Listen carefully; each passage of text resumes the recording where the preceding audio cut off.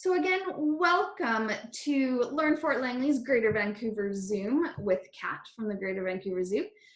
She has something slithery and fun, and I find it a little creepy, but she finds it fun, here to join us today. So Kat, without further ado, take it away.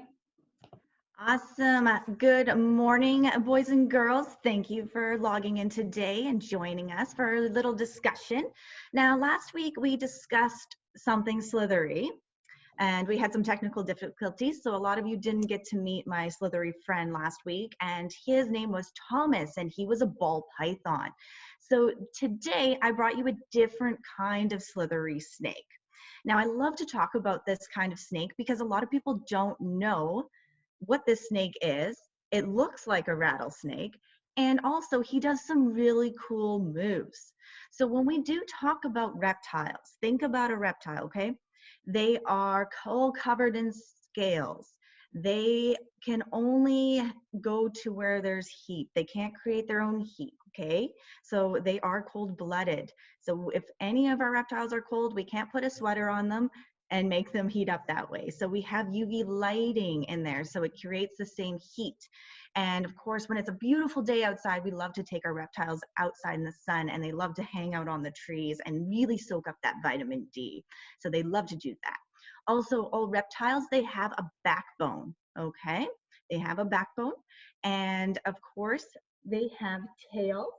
And the cool thing about snakes is, well, they don't have legs. So why don't they have legs, right?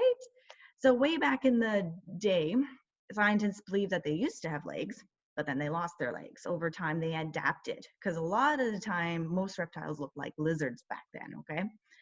So I'm gonna bring you out our cool little friend here. And keep in mind, he's not a rattlesnake, because a lot of people think when I hold him, I'm holding a rattlesnake. All right, so this little guy here is about this long. This is Brett. Now take a look at Brett. Do you notice something interesting on Brett here? You can kind of see here. He looks really cute for a snake, right? If you guys agree, you can like nod your heads, yeah, right? So he looks like a friendly little snake too, because he has this cute little face. Now, Brett, I'd like to talk about the history of how we get our animals, because as an accredited zoo, we don't obtain animals from the wild unless intervention's absolutely necessary. So a lot of our animals we get are from either illegal pet trades, or of course, they were owned by people and they just couldn't take care of them very well.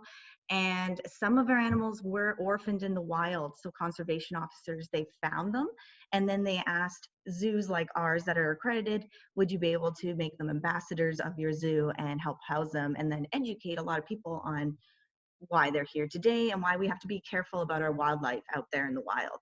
Like, for example, our bears, they were orphaned in the wild, as well as our cougars, and they were at a very young age. They were cubs. So that's why we have them. Now, this guy here, he came from the Calgary Zoo. Has anyone been to the Calgary Zoo? You can raise your hand if you have. Yeah, it's a pretty, really like nice zoo. And this guy, he came from the Calgary Zoo. So that's another way we get animals. They sometimes in our collections will rotate animals. If we need a certain type of species and another accredited zoo has one, we'll take these guys. Or if they don't have the room, we'll help out other zoos as well as them helping us out. So he also comes with a friend named Jake. So we have Jake the snake, and this is Brett the snake. So Jake and Brett came from the Calgary Zoo. And this type of snake is a Western Hognose. Yeah. Now, why would they be called a Western Hognose? Well, we just looked at his nose. Does it look like a piggy snout to you? Like if you do this with your nose, kind of looks like the same thing, right? So this guy has an amazing adaptation, and it's his nose. And he also has amazing adaptations on his skin. So adaptations can be either something on or inside the body that helps it adapt to its environment, keeps it alive, like helps it survive. And I'm gonna go through a list of how many abilities this snake can do. He's pretty cool. So first we're gonna start with his nose. So that's a little shovel on his nose. Okay, Brett, you gotta go to the side. He's just saying hi to everybody. You gotta go to the side. There you go. So that nose acts as a shovel, and it helps him burrow deep into the sand or soil. These guys like to hide in the sand or soils of their environment because that's how they hunt down their prey. As you see, their colors on their body helps them blend in too. So you would find them outside in the wild in Alberta. So usually Saskatchewan, you'd find these guys, or sometimes far deep in Mexico, they would live because they like the sandy places too. So that's where these guys were coming from. Also, you can see he's sticking his little tongue out. So there's a reason he's sticking his tongue out. He's smelling. So snakes, they do have a nose too, but they don't use it to smell. They can breathe through their nose, but they're going to use their tongue to smell. So what happens is they have a forked tongue, so it's split in two, and it's almost like a metal detector. So it goes back and forth, and it's trying to take all the particles in the air, and he sticks in his tongue, and he hits the Jacobson organ, part of his inside of his mouth, and it registers to the brain, and it helps him understand, is there any food nearby? So if there was a little mouse or some kind of prey that he can eat, he would be going more left or more right, wherever direction that this snake can find his food. So that's another really good resource for him. Now, when we were talking about the ball python last week, he has what's called his thermal pits. So they're these little tiny holes like around his mouth, and not every snake has those. So thermal pits, they basically see the heat off of me, off of any type of mammal that they're going to eat. So it helps them hunt at night. So he can see like red. So he just sees heat. So it's a heat receptor, right? This little guy here, he does not have thermal pits. You see that? He doesn't have any thermal pits. But what he does come with is very irritating saliva. So these guys are not poisonous. So the term is non-venomous. But he has a type of saliva that is very irritating. So if he was to bite me, my finger would kind of itch and it would swell up a bit. Oh, I'm sorry. He's just trying to get cozy. So it would itch a little bit, and he is just wrapping around me. So so it would kind of itch, and for prey animals, he would strike them, and then the animal would go away, but then he would end up passing away because the saliva to that type of animal, it's poisonous to them. So the saliva acts like a poison to them. So these guys, even though they look so small, they can actually eat like toads. So they can eat amphibians. They don't just eat mice. Pretty cool, hey? So he would hide deep into the sand, into the soils, and then he would strike out and wait till that prey dies off somewhere, and then he'll go and find it. So that's really cool. Now, a lot of people do think they're rattlesnakes because they do look a little like the rattlesnake. But if you ever see this guy in the wild, look for the tail, okay? Oops, sorry, Brett. He doesn't have a rattle at the end of his tail, okay? And as I said before, all reptiles have backbones. So he has backbone that goes all the way down to his tail. And you know where his tail starts? A lot of people, even myself, before I started working at the zoo and with snakes, I thought his tail was really long, but these tails are that big. That's his tail. That's where it starts and stops. So that's how big he is. Yeah, you're really cool. Now, this is the final part. This is really cool. I love to tell people that, you know how you like to act out or play dead sometimes, or you want to make your parents feel bad, so you're just like, you're very dramatic sometimes. This guy, this type of snake, he's very dramatic, okay? He's really dramatic. So if a predator is trying to eat the snake and really bugs it, this guy flips onto his back and he opens his mouth almost in a cobra-like fashion and hangs his tongue out.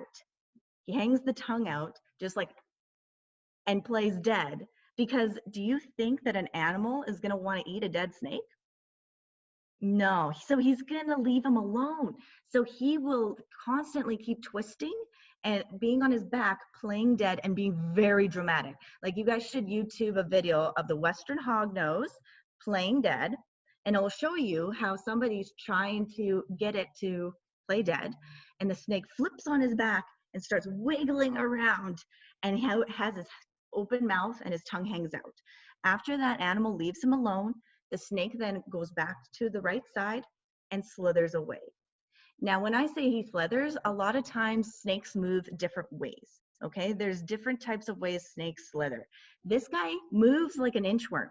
So because he's a burrower, he's not a constrictor like our ball python is.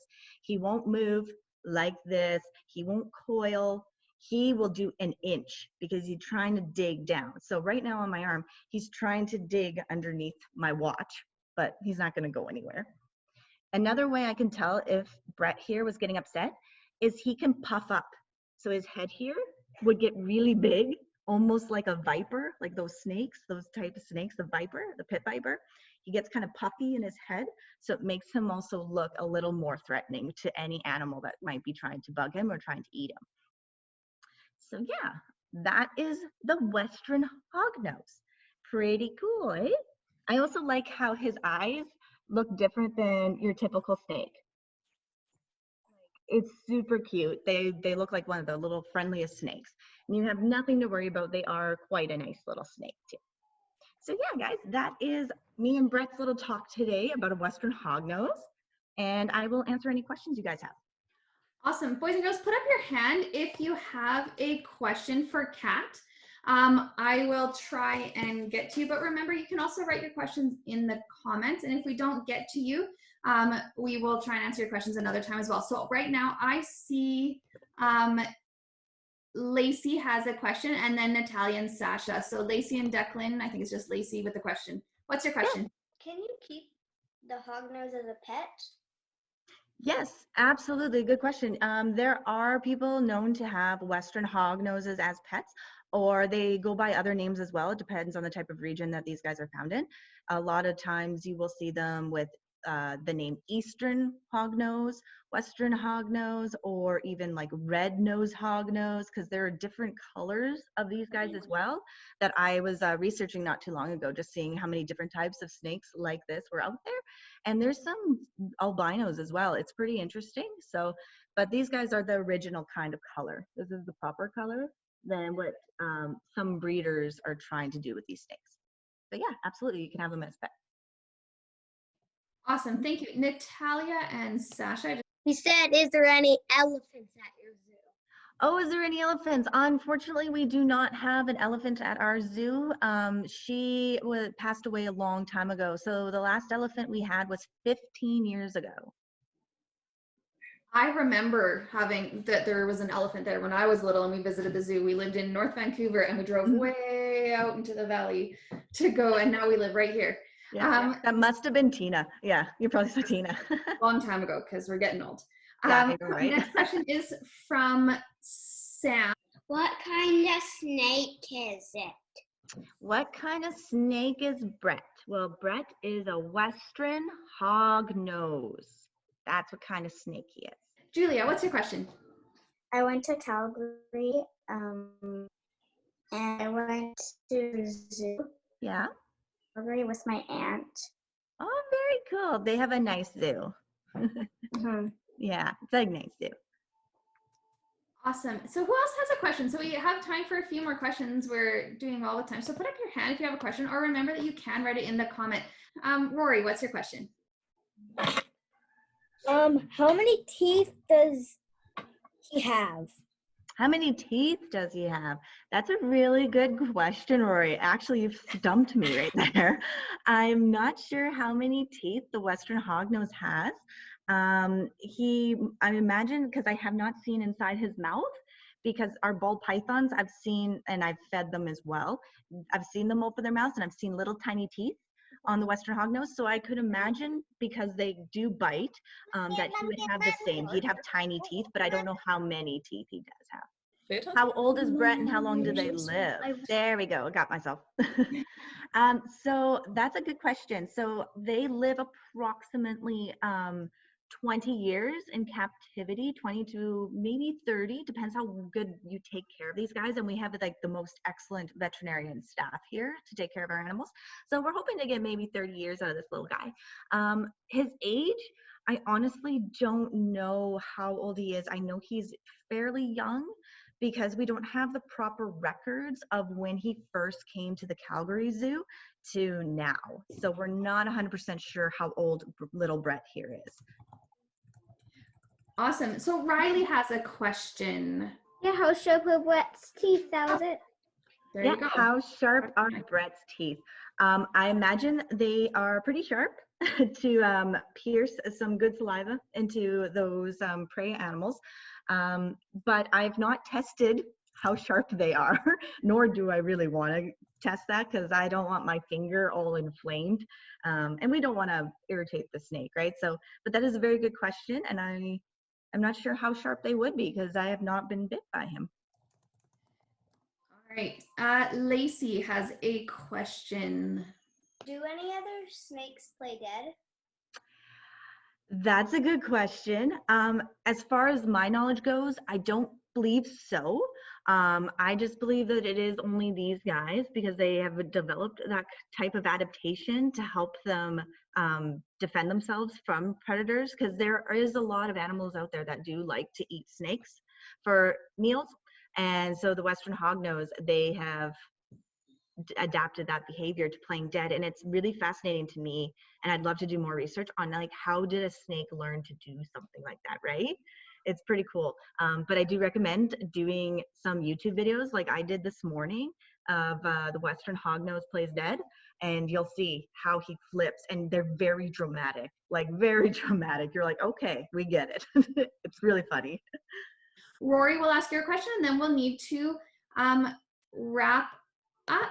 How long is he?